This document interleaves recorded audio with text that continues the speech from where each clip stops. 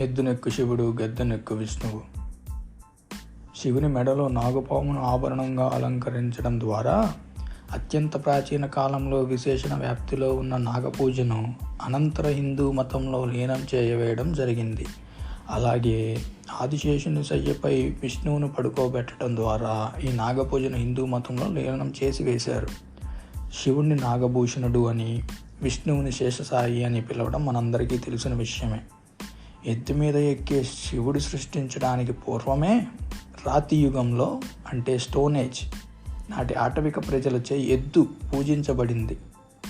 ఈ విధంగా మన దేవుళ్ళ ఆభరణాలు, వారి వాహనాలు, ఎద్దుపై శివుడు, గద్దపై విష్ణువు, వారి పెళ్ళాల పుట్టుపూర్వోత్తరాన్ని నిశితంగా పరిశీలిస్తే ఆర్యుల రాకకు పూర్వమే ఇండియాలో ఉన్న మత సంకేతాలు, విభిన్నమైన పూజా విధానాల మిశ్రమమై హిందూ మతం పేరిట ఒక బ్రహ్మాండమైన సంకర మతం ఆవిర్భవించింది.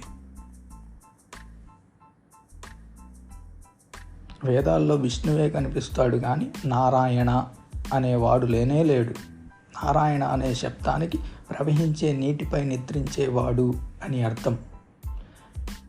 మెసొపొటేమియన్ దేవుడైన ఎంకి నీటి మధ్యలో ఉన్న భువన నిద్రిస్తున్నట్లు చిత్రించబడ్డాడు. ఈ విధమైన సుమేరియన్ పురాణ గాథయే కాక అనేకమైన సుమేరియన్ మట్టి పలకలు కూడా ఈ విషయాన్ని ధృవీకరించాయి. అంచేత శేషసాయిపై పవళించి నీటిలో నిద్రించే మనం విష్ణుమూర్తి యొక్క వాస్తవ రూపం మెసొపొటేమియా పురాణ గాథకు చెందిన ఎంకి దేవునిలో కనిపిస్తుంది.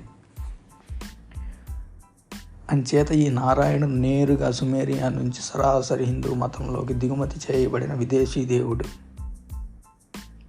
జలములు అనే బహువచన రూపమైన ఈ నారా శబ్దం ఇండో ఆరియన్ భాషకు చెందింది కాదు.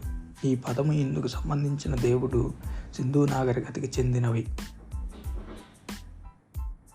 ఈ పురాణ గాథను సరఫరా చేసిన అనార్య తెగలు అనంతరం వచ్చిన ఆర్య తెగల మిశ్రమం కావటం ఆలస్యం జరిగినందువల్లనే సంస్కృత భాషలో ఈ నారా శబ్దం ఆలస్యంగా చోటు చేసుకుంది.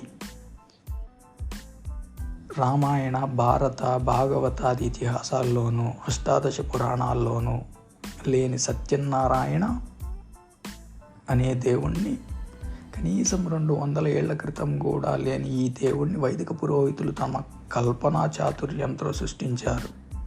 అలాగే ఏ ఇతిహాసంలోనూ మరే పురాణంలోనూ లేని వెంకటేశ్వరుడనే గుండుగొరుగుడు దేవుణ్ణి సైతం తమ అపూర్వ భావనా బలంతో ఈ పురోహితులే సృష్టించారు.